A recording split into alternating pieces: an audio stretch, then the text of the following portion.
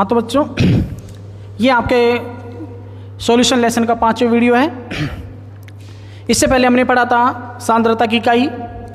सांद्रता की इकाई में हमने पढ़ा था द्रव्यमान प्रतिशतता, आयतन प्रतिशतता, द्रव्यमान आयतन प्रतिशतता, मोलरता और मोललता। आज पढ़ेंगे हम विलेयता। विलेयता दो प्रकार की होती है, ठोसों की द्रव्यमान विलेयता, ठोसों की द्रव्यमान विलेयता। दूसरी होती है गैसों की द्रव्यमान विलेयता।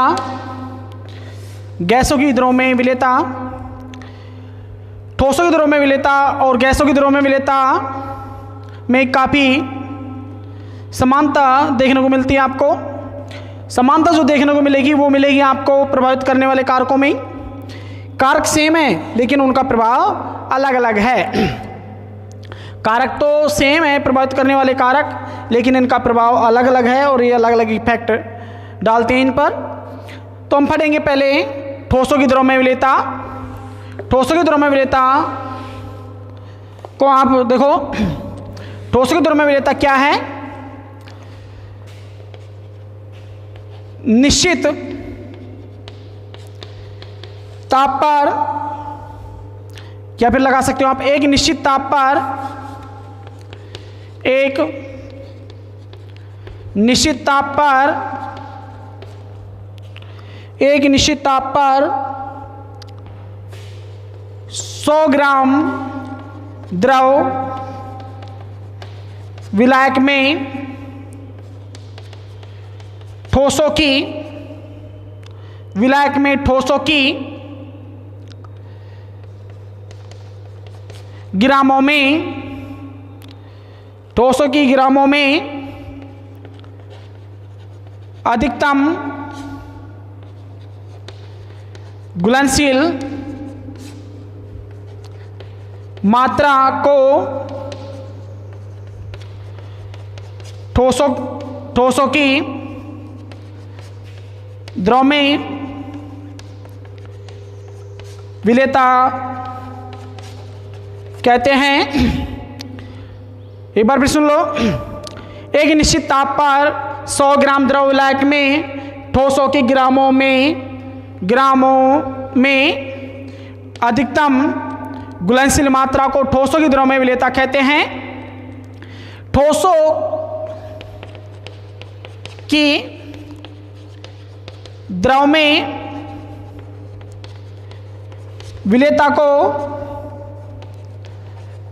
प्रभावित करने वाले कारक, ठोसों की द्रव्यमान विलेयता को प्रभावित करने वाले कारक, ये कारक निम्न हैं। इन कारकों में देखो कौन कौन से हैं भाई? विलायक की प्रकृति, विलायक की प्रकृति। नंबर 2 विलायक की प्रकृति। नंबर 2 ताप। और नंबर 3 आता है दाब। ये हम पढ़ेंगे यहाँ पर 3 कारक। ठोसों की द्रव्यमान विलेयता को प्रभावित करने वाला 3 कौन कौन से हैं भाई? विलायक की प्रकृति, ताप तथा दाब। तो देखो विलायक की प्रकृति क्या है भाई? विलेय और विलायक की प्रकृति ठोसों की द्रव्यमान विलेयता पर क्या प्रभाव डालती हैं? विलायक की प्रकृति देखो क्या है इनकी प्रकृति भाई? विलेय और विलायक की प्रकृति होती है 2। या तो विलेय होगा ध्रुवीय और या फिर विलेय होगा अध्रुवीय। या तो विलेय होगा ध्रुवीय या फिर विलेय होगा अध्रुवीय। इसी तरह विलायक, विलायक या होगा ध्रुवीय और या फिर विलायक होगा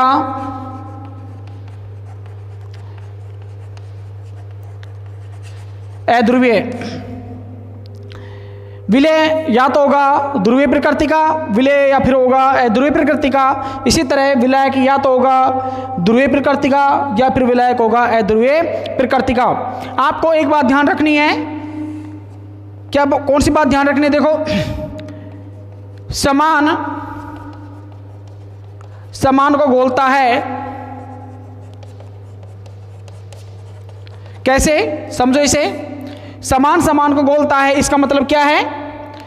इसका मतलब है भाई कि विलय ध्रुवीय प्रकृति का है तो विलायक भी ध्रुवीय प्रकृति का ही होना चाहिए। भाई विलय कौन सी प्रकृति का है? ध्रुवीय प्रकृति का है तो विलायक भी ध्रुवीय प्रकृति का ही होना चाहिए। विलय अध्रुवीय प्रकृति का है तो विलायक भी अध्रुवीय प्रकृति का होना चाहिए। देखो इसका एग्जाम्पल, एक सिंपल सा एग्जाम्पल है। NaCl साधारण नमक जल में आसानी से घुल जाता है, जबकि यही NaCl बेंजीन में आसानी से नहीं घुलता है। NaCl जल में आसानी से घुल जाता है, जबकि यही NaCl बेंजीन में आसानी से नहीं घुलता है। क्योंकि क्यों नहीं घुलता है? NaCl ध्रुवीय प्रकृति का होने के कारण ध्रुवीय जल में या ध्रुवीय प्रकृति के जल में आसानी से घुल जाता है। NaCl ध्रुवीय प्रकृति का है और बेंजीन अध्रुवीय प्रकृति की है, इसलिए आसानी से नहीं घुलती है। तो आप कह सकते हो कि समान को घोलता है। इसी तरह एक एग्जाम्पल और ले लो आप। ग्लूकोज जल में आसानी से घुल जाता है, जबकि ये ग्लूकोज बेंजीन में आसानी से नहीं घुलता है। भाई ग्लूकोज है जो ध्रुवीय प्रकृति का है, बेंजीन अध्रुवीय प्रकृति की होने के कारण ग्लूकोज बेंजीन में नहीं घुलता है। तो एक बार इसको रिपीट करो। विलय विलायक की प्रकृति क्या है? विलय और विलायक की प्रकृति दो प्रकार की हो सकती है। कौन कौन सी हो सकती है भाई? विलय और विलायक की प्रकृति, विलय या तो होगा ध्रुवीय प्रकृति का या फिर विलय होगा अध्रुवीय प्रकृति का, या फिर इसी तरह विलायक होगा ध्रुवीय प्रकृति का या फिर विलायक होगा अध्रुवीय प्रकृति का। ठीक है भाई। यदि आपका विलय ध्रुवीय प्रकृति का है तो विलायक भी कौन सी प्रकृति का होना चाहिए? ध्रुवीय प्रकृति का ही होना चाहिए। और यदि आपका विलय अध्रुवीय प्रकृति का है तो विलायक भी आपका अध्रुवीय प्रकृति का होना चाहिए। आगे बात समझ में? तो देखो नोट करो इसे।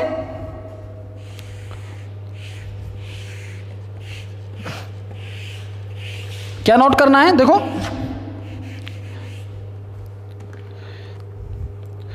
आयनिक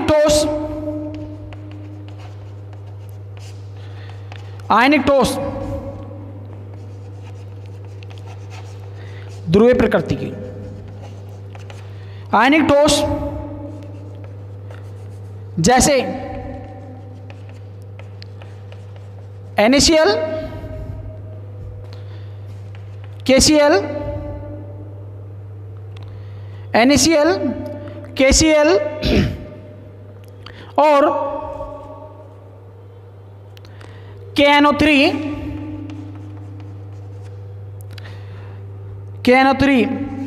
ETC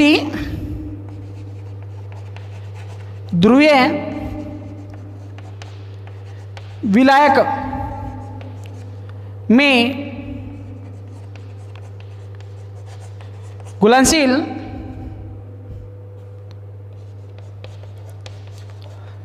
होते हैं,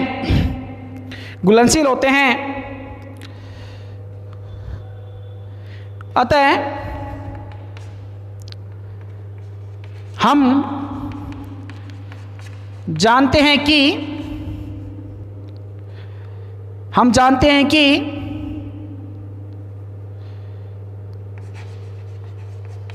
विलय की विलेयता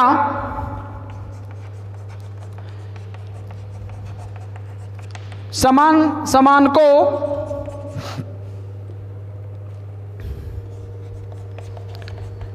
घोलता है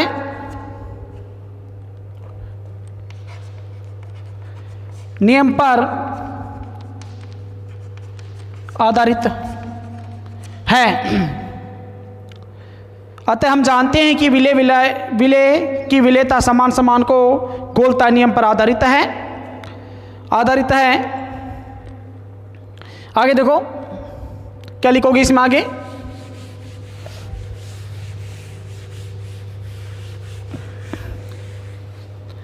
आगे आप लिखोगे इसमें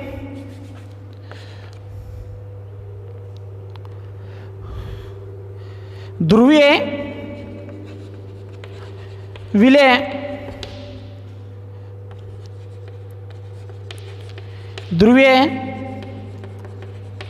विलायक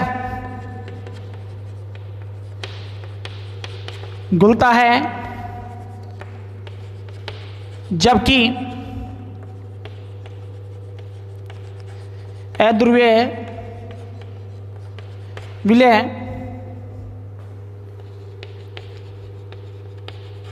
अध्रुवीय विलायक में घुलता है।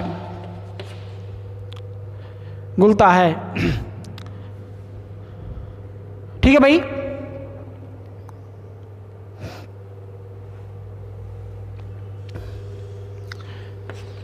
नोट करो इसको आगे।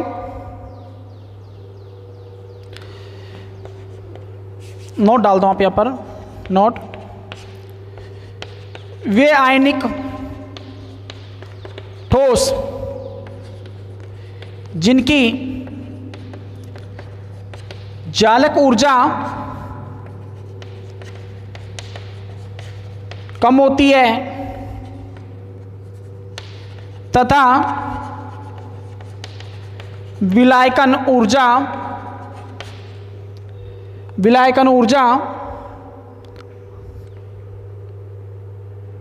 या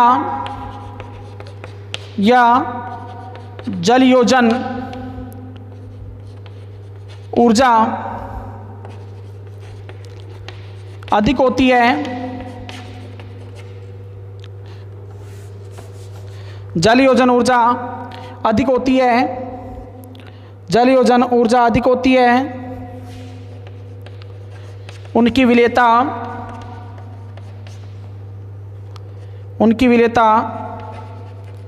अधिक होती है।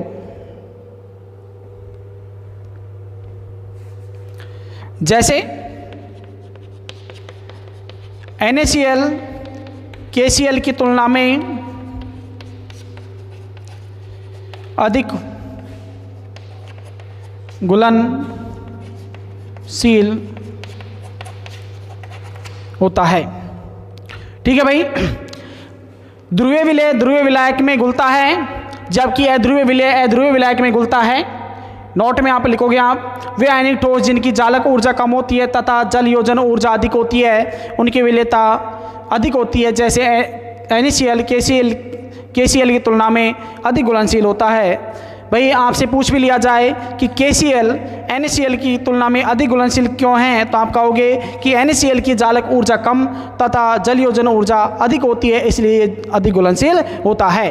ठीक है भाई, नोट कर लेने से। आगे देखो,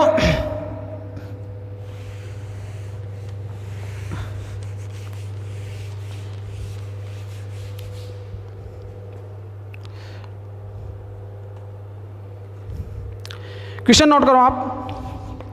क्वेश्चन है, NaCl जल में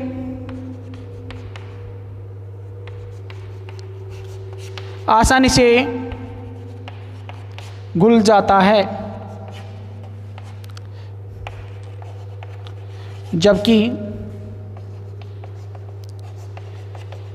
बेंजीन में नहीं। अगला क्वेश्चन है,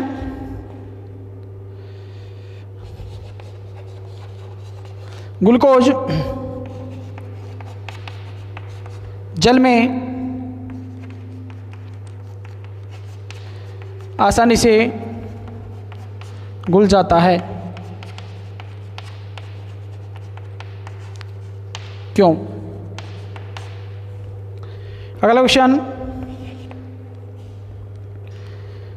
क्वेश्चन आप नोट करो। NaCl glucose. अगला क्वेश्चन है एंथ्रासीन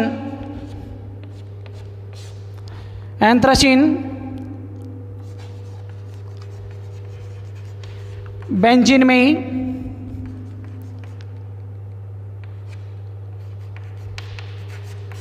आसानी से घुल जाता है। क्यों? ठीक है भाई, ये 3 क्वेश्चन है, नोट कर लो इनको।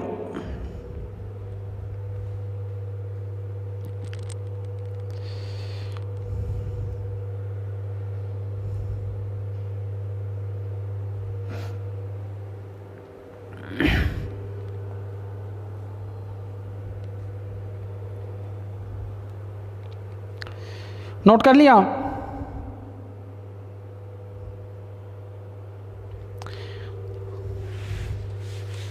तो देखो, अगला इफेक्ट है आपका ताप का।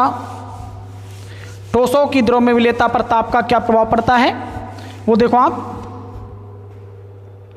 ठोसों की द्रव्य विलेयता पर ताप का क्या प्रभाव पड़ता है, देखो।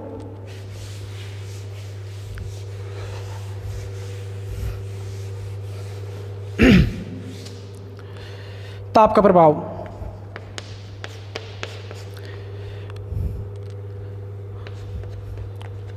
भाई ठोसों की द्रव्य विलेयता पर ताप के प्रभाव को ला-सातिल्य नियम के अनुसार हम समझेंगे इसमें। तो पहले आप देखो, संतृप्त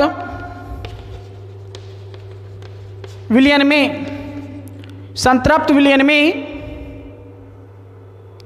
जब किसी ठोस को द्रव विलायक में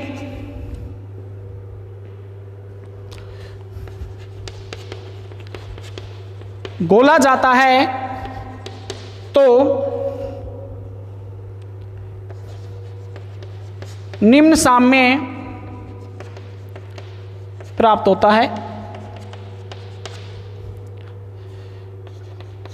ठोस विलेय है और भाई द्रव विलायक है। आपको प्राप्त होगा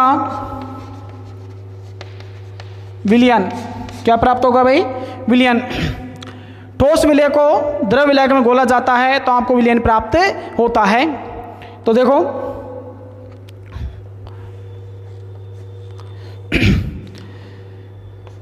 ताप के प्रवाह को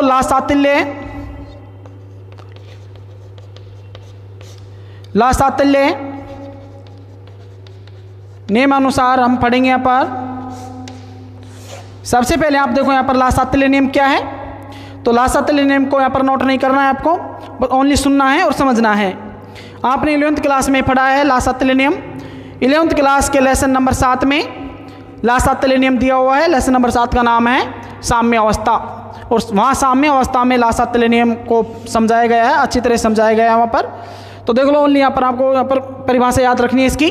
तो ला-सातिल्य नियम क्या है? साम्य अवस्था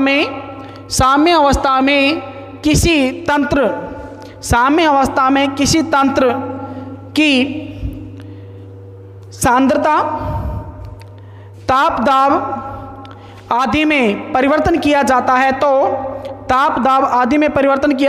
तो साम्य उस दिशा की ओर अग्रसर हो जाता है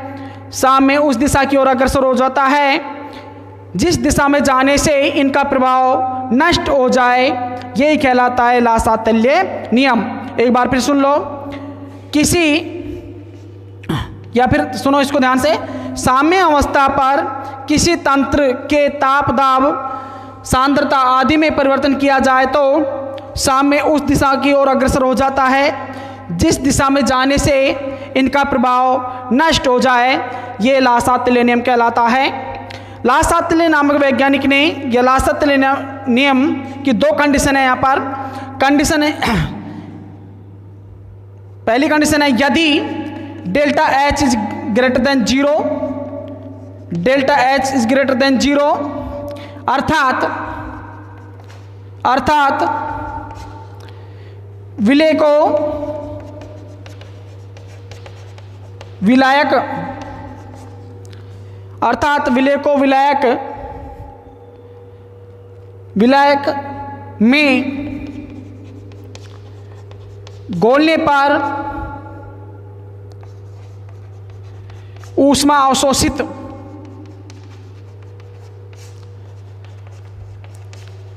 होती है तो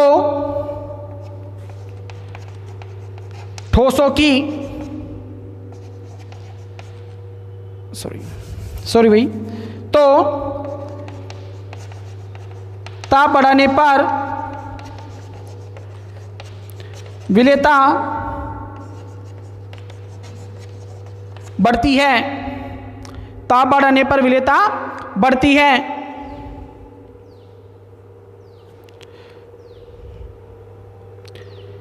ताप बढ़ाने पर विलेयता बढ़ती है, जैसे NH4Cl, AgNO3, Ki आदि। ठीक है भाई, लास्ट आते हैं नामक वैज्ञानिक ने ताप के प्रभाव को दो कंडीशन से समझाया। पहली कंडीशन है यदि delta H is greater than 0, अर्थात विलेय को विलायक में घोलने पर ऊष्मा अवशोषित होती है तो ताप बढ़ाने पर विलेयता बढ़ती है, जैसे NH4Cl, AgNO3 और Ki पोटेशियम आयोडाइड आदि। इसी तरह सेकंड कंडीशन है यदि delta H is less than 0, delta H is less than 0, अर्थात विलेय को विलायक में घोला जाता है तो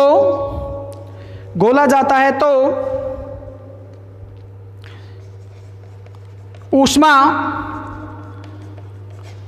उत्सर्जित होती है तो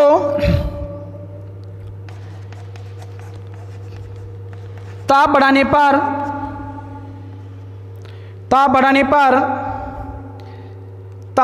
पर ठोसों की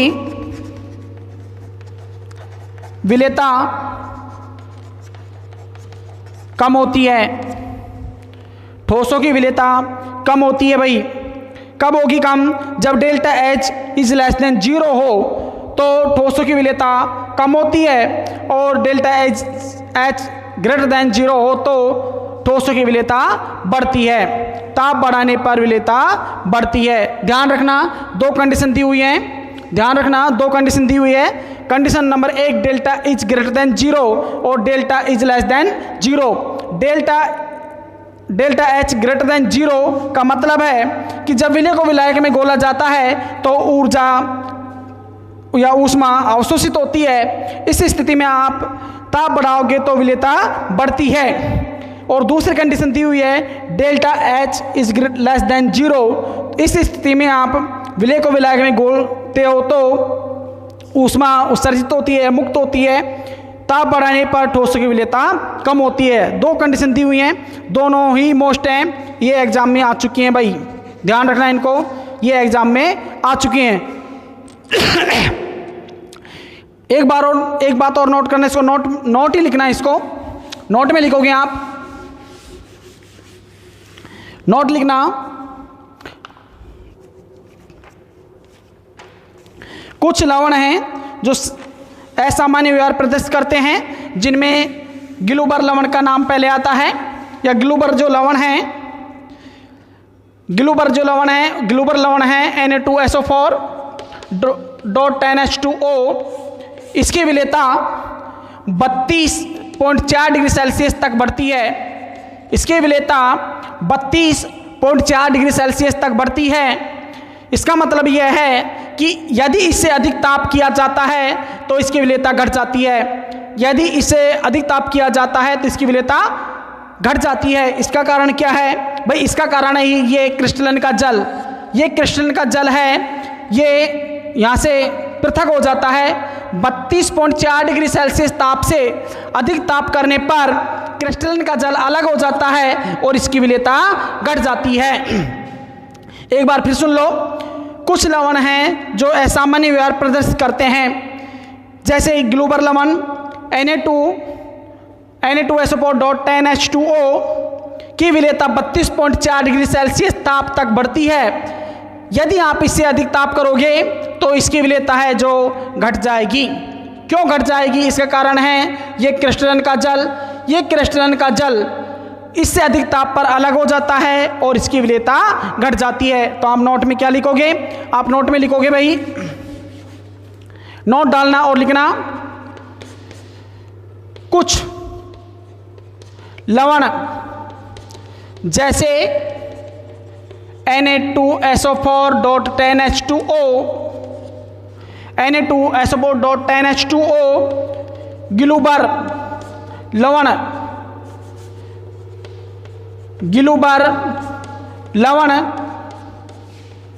ग्लूबर लवण की विलेयता 32.4 डिग्री सेल्सियस ताप तक बढ़ती है और इससे अधिक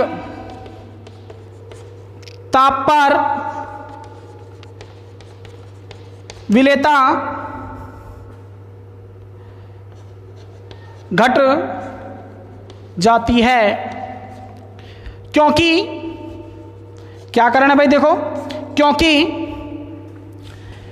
32.4 डिग्री सेल्सियस ताप पर इसके या इस 32.4 डिग्री सेल्सियस ताप पर क्रिस्टलन का जल पृथक हो जाता है जिससे